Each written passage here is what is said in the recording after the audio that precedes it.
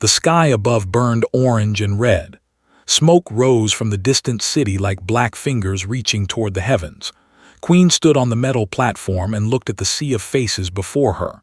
Thousands of refugees sat in the dirt, their purple skin covered in dust, their silver eyes empty with exhaustion.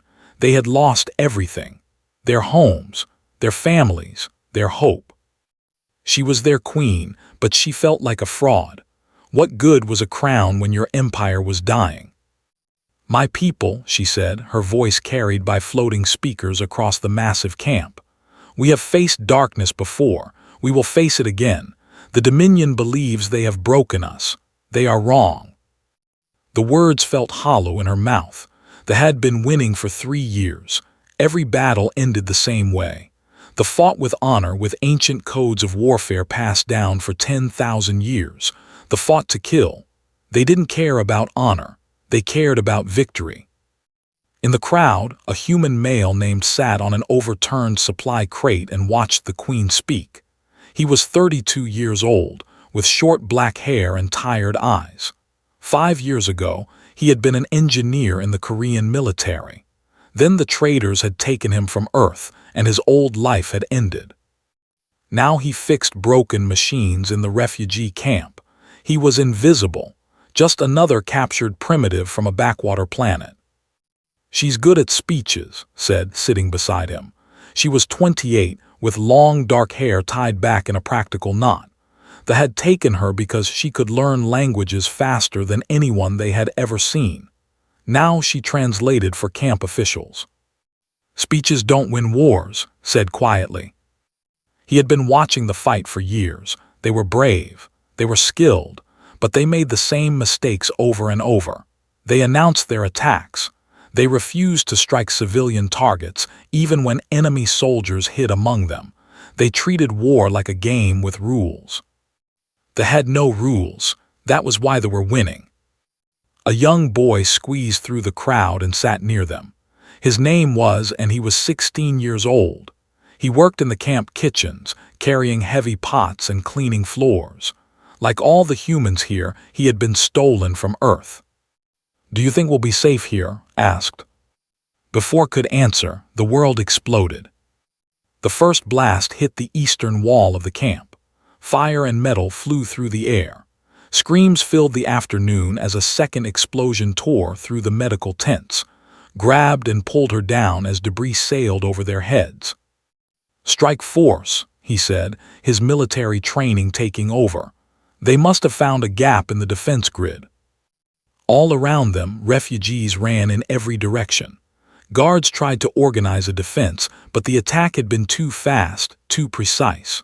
Soldiers poured through the broken wall, their armor covered in spikes, their weapons already firing. His heart pounded, but his mind was calm.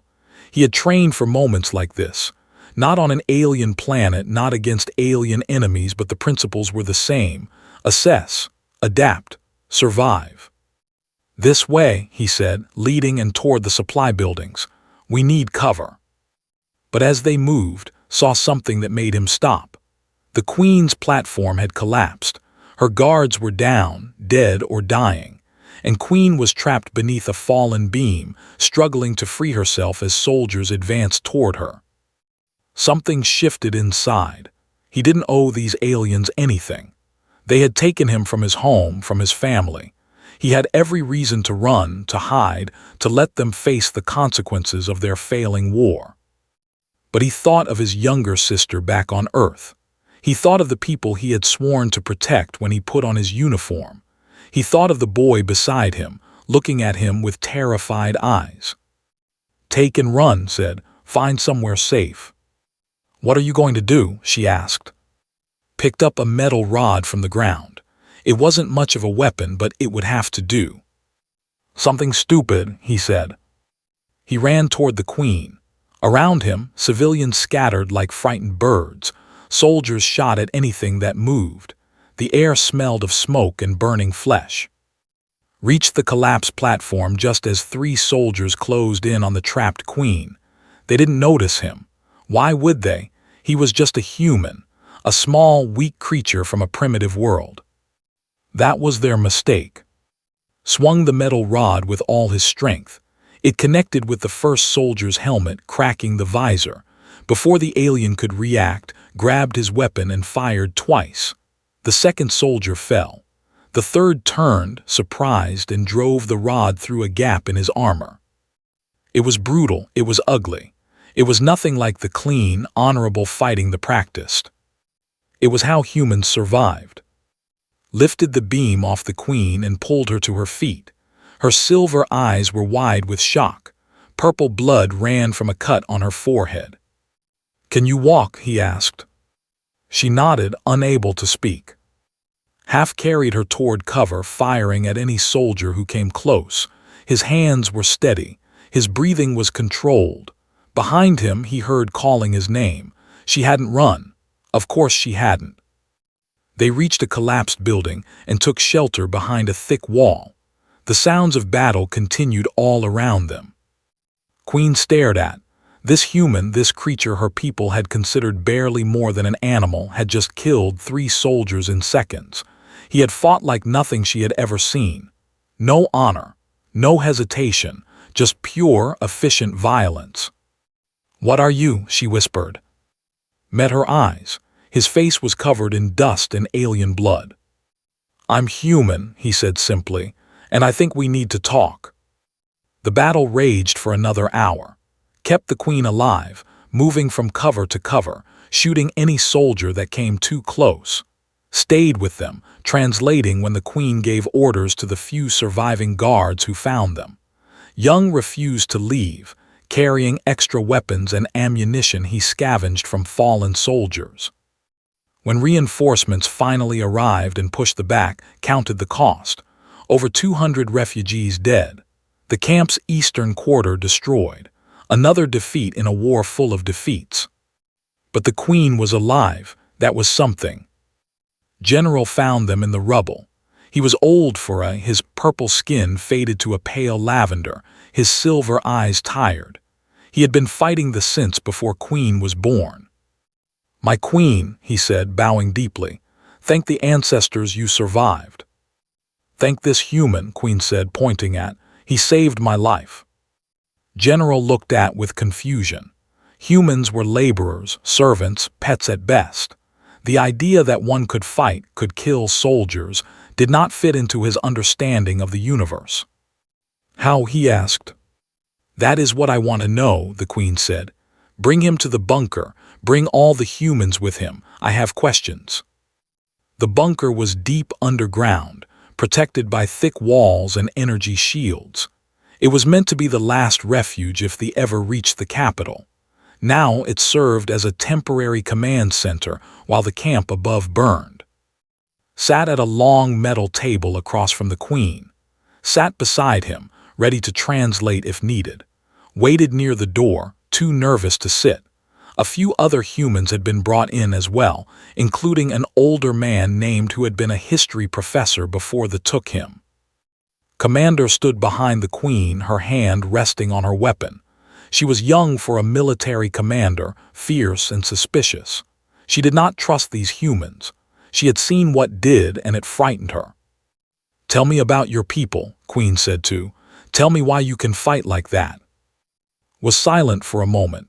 He had never expected to have this conversation. For 5 years, he had kept his head down, done his work, survived. Now everything was changing.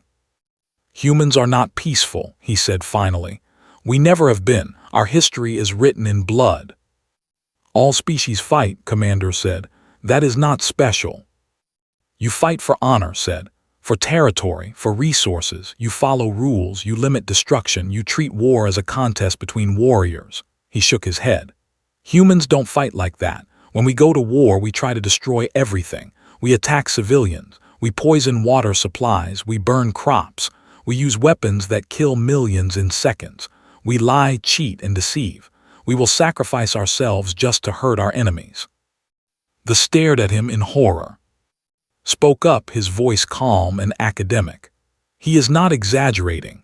In our last major war, we killed over 60 million of our own kind in 6 years. We developed weapons that could end all life on our planet. We still have those weapons." Why? Queen asked, her voice barely a whisper.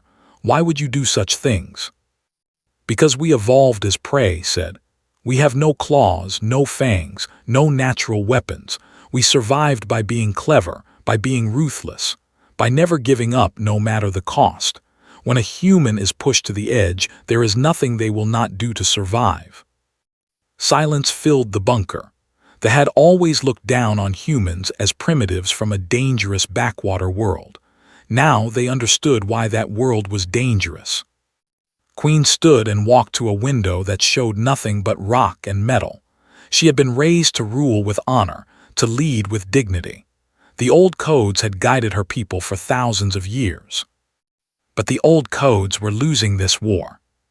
What would you do, she asked without turning around, if you were fighting the stood as well? I would stop fighting fair. I would attack their supply lines instead of their armies. I would spread false information to confuse them. I would train soldiers to kill quickly and quietly instead of in honorable combat. I would find their weaknesses and exploit them without mercy. That is not our way, General said, his voice pained. Your way is dying, said bluntly. I've watched your people fight for 5 years. You are brave. You are skilled. But you are losing because you play by rules they ignore. You cannot defeat an enemy who fights dirty by fighting clean. Queen turned to face him. Her silver eyes were hard, calculating. She was young, but she was not weak. The weight of her dying empire had forced her to grow up fast. What do you want? She asked. I know your people were taken against your will. I know you have no reason to help us. So what is your price? Had thought about this moment many times. He had dreamed of escape, of returning to Earth, of seeing his family again. But Earth was far away and would not stop with the. If the Empire fell, the Dominion would keep expanding. Eventually, they would find Earth too. Free all human captives in space, he said. Give us full citizenship, equal rights. Let us live as partners, not prisoners. And let me train a unit of fighters, humans, and together, I will teach them how my people wage war. Commander stepped forward angrily. You ask us to abandon our honor, to become barbarians like the. I ask you to survive, said calmly. Honor means nothing if your entire species is dead. You can rebuild your codes after you win, but first you have to win. The Queen looked at General. The old soldier's face was torn between tradition and practicality. He knew was right. He had known it for years, but hearing it spoken aloud by a human no less was difficult to accept. Do it, Queen said. Send the message to all worlds. Find every human in our territory. Bring them here. We are going to learn a new way to fight. She looked at, and for the first time, he saw something in her eyes that had been missing before. Hope. Teach us, she said. Teach us how humans win wars. Nodded. It won't be pretty. It won't be honorable. But if you follow my lead, you will survive. I promise you that. The transmission went out that night, carried across the stars to every corner of the fatting empire. A strange message from a desperate queen. Find the humans. Bring them to me. Our survival depends on it. 3 months passed. On a jungle moon far from the front lines, hidden from sensors by dense clouds and ancient trees, built his army. They came from every corner of space. Humans who had been taken from Earth over the past 50 years. Engineers, teachers, farmers, soldiers, students, old and young, men and women. Some were angry, some were broken. All of them had been treated as less than nothing for too long. Now they had a purpose. The training facility was carved into the side of a mountain.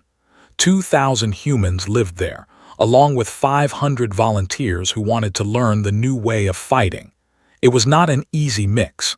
They still struggled to see humans as equals. The humans still remembered years of being treated like animals, but did not have time for old hatreds that were coming. Again, he shouted as a group of trainees failed their 5th attempt at an ambush exercise. You're too loud. You're too slow. In a real fight, you would all be dead. An officer named threw down her training weapon in frustration. This is impossible. You want us to hide in the dirt like cowards and strike from behind like criminals. There is no honor in this. Walked up to her calmly. He was shorter but something in his eyes made her step back. 3 days ago they attacked a hospital ship, he said quietly. They killed 400 wounded soldiers and 200 medical staff, children, elderly, people who could not fight back. He let that sink in. Tell me, where was the honor in that? Had no answer. The enemy doesn't care about your honor, continued, addressing all the trainees. They care about winning. Every time you refuse to adapt, every time you follow your old codes, more of your people die. Is your pride worth their lives? Slowly picked up her weapon. Show me again, she said. Progress was slow, but it was real. Organized the humans into specialized units based on their skills. A former MMA fighter from Seoul taught close combat. She trained her students to fight dirty, to use every trick, to never give the enemy a fair chance. If you're in a fair fight, you've already made a mistake, she told her class. Hit first, hit hard, hit where it hurts, and never ever stop until they're down. Was a quiet man in his 40s who rarely spoke. Before they took him, he had been a champion shooter. Now he trained snipers, teaching them patience and precision. One shot, one kill, from distances they believed were impossible. The best battles are the ones the enemy doesn't even know they're fighting, he said. By the time they hear the shot, their commander is already dead. Young, only 19 years old, had discovered a talent for explosives and sabotage. She could build a bomb from kitchen supplies. She could hack into alien computer systems. She was cheerful and friendly and absolutely terrifying. I'm going to blow up so many things, she said happily, designing a new type of mine that would confuse sensors. Served as the bridge between the two peoples. She held classes teaching about human culture and psychology. She helped humans understand customs and history. More than anyone else, she worked to build trust between former masters and former slaves. We cannot change the past, she told a mixed group of humans, but we can choose what we build together. Right now, we are all targets of the same enemy. That makes us family, whether we like it or not. One evening, Queen visited the training facility. She walked through the barracks and the training grounds, watching humans and work side by side. What she saw disturbed her and impressed her in equal measure. She found alone on a cliff overlooking the jungle, watching the sun set through the thick clouds. "May I join you?" she asked. He nodded without looking at her. They stood in silence for a while. Below them, the sounds of training continued. Shouts and gunfire and explosions, the music of war. "I have been queen for 7 years," said finally. "I inherited a proud empire. Now I rule over ruins and refugees." She paused. "Sometimes I wonder if I am doing the right thing, changing everything we have believed for 10,000 years. Change is hard, agreed, but extinction is harder." "Why are you helping us?" she asked. "Truly. Your people have no reason to love mine. We took you from your home. We treated you as lesser beings. You could have let me die in that attack. No one would have blamed you." Was quiet for a long moment. When he spoke, his voice was softer than usual. "On Earth I had a sister. Her name is. She was 17 when I was taken. She's 22 now if she's still alive." He looked down at his hands. "Every day I was a prisoner I thought about her. I wondered if she was safe, if she was happy, if she even remembered me." Listened without interrupting. "The don't stop," continued. "They conquer and they kill and they move on to the next world. If your empire falls, they will keep going. Eventually they will find Earth. They will find, and they will do to my world what they're doing to yours." He turned to face the queen. "I'm not fighting for you. I'm not fighting for honor or freedom or revenge. I'm fighting because somewhere out there, my little sister is living her life, not knowing that monsters are coming. And I will burn this entire galaxy to ashes before I let them touch her." Queen saw something in his eyes that she had never seen in her own generals. Not just determination, something deeper, something terrifying. This was what made humans dangerous, not their strength, not their intelligence, their love, their willingness to destroy anything that threatened the people they cared about. "Then we will burn it together," she said, "whatever it takes." Word came the next morning. Scouts had been detected at the edge of the system. The final assault on was being prepared. The Dominion meant to end the war once and for all. Gathered his commanders, who had grown from a scared boy into a capable soldier, and the who had learned to fight like humans. "They think they're coming to finish a dying empire," said, looking at the tactical display. "They expect broken refugees and outdated tactics. They expect an easy victory." He smiled, and it was not a kind smile. "Let's show them what humans really are." The plan was insane. Everyone knew it. But insane plans were sometimes the only kind that worked. Stood before the assembled forces in the main hangar of the training facility. 2,000 humans, 500, not enough to fight the fleet directly, not even close. But they were not going to fight directly. "They expect us to defend the same way we've defended everything else," explained, pointing at the holographic display. "They expect us to meet them in open battle, to fight with honor, to lose with dignity. They have planned for that enemy." He pressed a button and the display changed. "They have not planned for us." The plan had 3 parts. First, sabotage teams would infiltrate the supply lines using stolen codes and disguised ships. They would plant explosives on fuel depots and ammunition stores. They would poison food supplies. They would spread chaos before the battle even began. "I've been waiting for this," said with a grin that made several uncomfortable. Second, when the fleet arrived they would find a seemingly broken defense. Ships scattered, shields failing, surrender signals broadcasting on all channels. They would pretend to be exactly what they expected, a dying empire making its last pathetic stand. "This goes against everything we have ever been taught," General said heavily.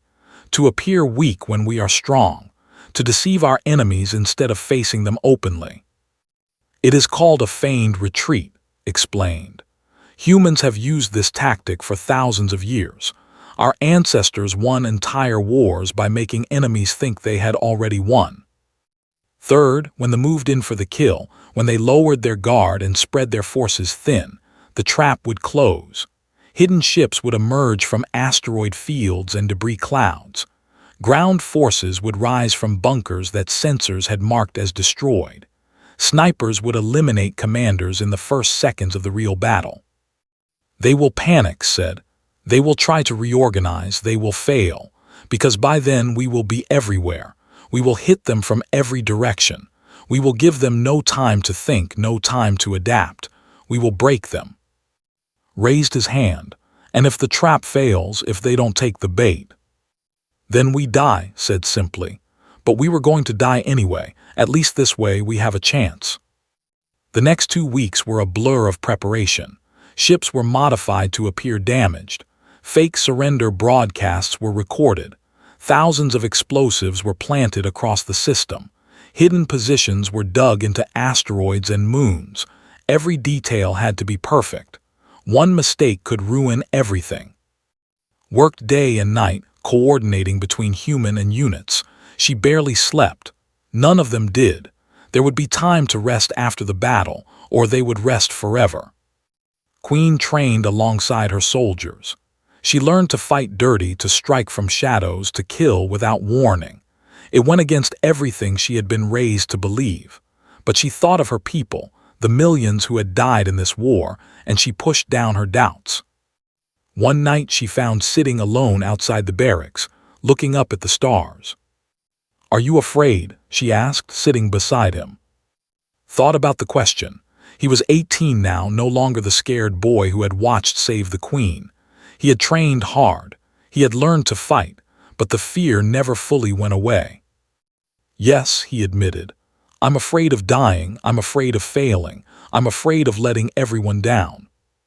"So am I," the queen said. Looked at her in surprise. She was the queen. She wasn't supposed to be afraid. Smiled sadly. "I am afraid every moment of every day. I have been since the war began. But I have learned something from your people. Courage is not the absence of fear. Courage is being afraid and doing what must be done anyway." "Says that," said. "He says fear keeps you sharp, makes you careful. The only soldiers who aren't afraid are the ones who get killed first." "He is a wise man for a human," said. Then she caught herself and laughed. "I'm sorry, old habits." "It's okay," said. "We're all learning." The night before the battle, gathered his closest people in his quarters. The humans who had become his family in this strange corner of the galaxy. "Whatever happens tomorrow," he said, "I want you to know that I'm proud of you, all of you. When they took us from Earth, they thought they were collecting primitive animals.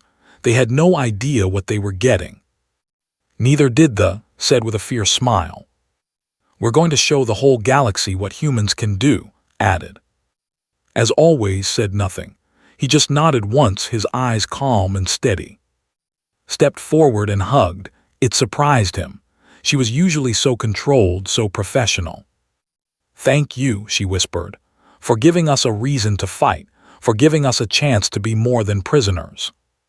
"Thank yourself," said. "All of you. I just pointed the way, you walked it yourselves." Later, after the others had gone to sleep, stood alone at his window. The stars looked the same as they did from Earth. Cold, distant, uncaring. Somewhere out there, his sister was living her life, not knowing that her brother was about to fight the most important battle in human history. "I'm coming home," he whispered. "One day, I promise." Dawn came too quickly. The ships launched. The soldiers took their positions. The trap was set. The fleet arrived right on schedule, 300 warships emerging from faster-than-light travel in perfect formation. They were confident, arrogant. They had won every battle for 3 years. This would be no different. They looked at the scattered defenses, the fake surrender signals, the apparent chaos, and they saw exactly what they expected to see. A dying empire ready to fall. They had no idea that 2,000 wolves were watching from the shadows, waiting for the signal to attack. Watched from his hidden position on a hollowed-out asteroid. His finger rested on the trigger of the communication system. One word would start the battle. He thought of his sister. He thought of his new family. He thought of the queen who had trusted him with her empire. Then he pressed the button. Now, the universe exploded. Bombs detonated across the supply lines at the exact same moment. Fuel depots burst into flames. Ammunition stores became fireballs. Communication relays went dark. In seconds, the fleet lost contact with half their support network. Before the enemy commanders could understand what was happening, snipers opened fire. Special long-range rifles, designed by human engineers and built in secret factories, reached across impossible distances. One shot, one kill. 23 officers died in the first 30 seconds of battle. The scattered ships that had looked so weak suddenly came alive. Hidden weapons powered up. Damaged hulls revealed themselves as disguises. The surrender signals stopped, replaced by battle cries in 100 languages. And from the asteroids, the moons, the debris fields, the human-led strike teams emerged. His voice came over the communication channel, calm and cold. "All units, execute pattern thunder. Make them pay for every light year they've taken from us." They tried to reorganize. They were warriors after all. They had conquered dozens of worlds, but they had never faced an enemy like this. An enemy that appeared from nowhere, struck without warning and vanished before they could respond. Led the ground assault on the command ship. Her team cut through the hull with plasma torches and poured into the corridors like water through cracks. The soldiers inside were ready for a fight. They were not ready for the brutal, close-quarters violence that followed. moved like a dancer made of death. She ducked under a soldier's weapon and drove her blade into his throat. She used another soldier as a shield while she shot his companions. She threw grenades around corners and charged through the smoke before the explosions finished. "Is that all you've got?" she screamed as she kicked down the door to the command center. "On Earth, we have a saying, if you're going to attack the wolves, you'd better kill them all. You didn't kill us. Big mistake." Fought beside her, no longer the scared boy from the refugee camp. He had grown into something harder, something fiercer. When a soldier knocked the weapon from his hands, grabbed the alien's arm, twisted it until it broke, and took his weapon instead. He didn't feel good about it. He didn't enjoy the killing. But he thought about all the refugees who had died, all the families torn apart, all the people who would never go home. They had started this war. The humans would finish it. In space, the battle raged across millions of kilometers. Queen commanded from her flagship, no longer hiding behind her generals. She had learned to fight like a human, and she fought now with a fury that surprised even herself. "Target their engines," she ordered. "Cripple them before they can escape. I want every ship captured or destroyed." General stood beside her, watching the tactical display with something like awe. 3 months ago, they had been losing everything. Now the fleet was falling apart, caught in a trap they still didn't fully understand. "The old code said that war should be fought with honor," he said quietly. "That victory meant nothing if it came through deception." "And what do you think now?" the Queen asked. The old general was silent for a moment. Then he smiled, the first real smile he had worn in years. "I think I am glad the humans are on our side." The battle lasted 6 hours. It was brutal and bloody and terrible. Not everyone survived. Fell defending a communications post, buying precious time for reinforcements to arrive. 100 other humans died that day, along with twice as many. But they fell harder. By the end, only 47 enemy ships remained, limping toward the edge of the system in a desperate retreat. The rest were destroyed or captured. The greatest assault force ever assembled had been shattered by an army of refugees and former slaves. Stood on the bridge of a captured destroyer looking out at the battlefield. Debris floated everywhere. Ships burned silently in the void. It was victory, but it didn't feel like victory. It felt like survival. Found him there. She had a cut on her cheek and blood on her uniform, but she was alive. They were all alive. The ones who mattered anyway. "We did it," she said. "We did," agreed. "But it's not over. They will come back. They always come back." "Then we'll beat them again," said. "And again, as many times as it takes." A year passed. The empire rebuilt itself, but it was no longer the same empire. Humans walked freely on every world. They served in the military, the government, the sciences. The old prejudices faded slowly, but they faded.